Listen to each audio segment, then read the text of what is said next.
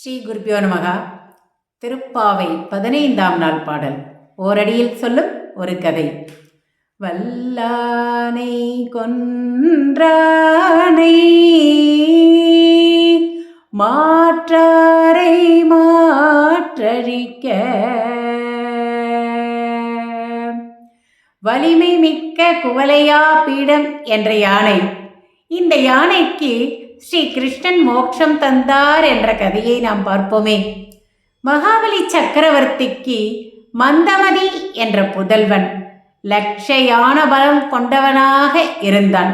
ஒருமுறை அவன் ஸ்ரீரங்கநாதரை தரிசிக்க சென்ற பொழுது மதம் கொண்ட யானையைப் போல மிதித்து எல்லோரையும் அழித்துச் சென்றான். அப்பொழுது அங்கு வந்த திரதமுனிவர் என்ற முனிவர் அவனுக்கு சாபமிட்டார்.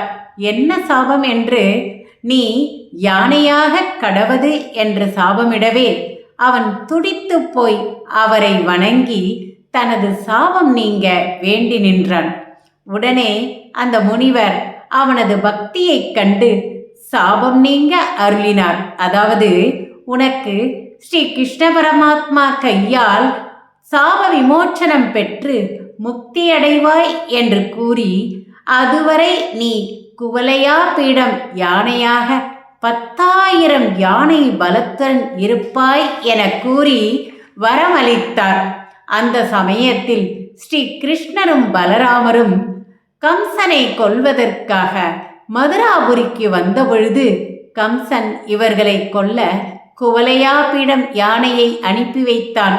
ஆனால் கிருஷ்ணன் அதன் துதிக்கையையும் பிடித்து இழுத்து கொன்றார். கிருஷ்ணன் கையில் அகப்பட்ட யானைக்கு மோட்சம் தந்து அருளினாரே. ஸ்ரீ ஆண்டாள் இந்த பாசுரத்திலே யானையின் பலமும் கிருஷ்ணனின் மல்யுத்த பலத்தையும் தானே நினைவுபடுத்தி பாடியிருக்கிறாள். நன்றி, வணக்கம்.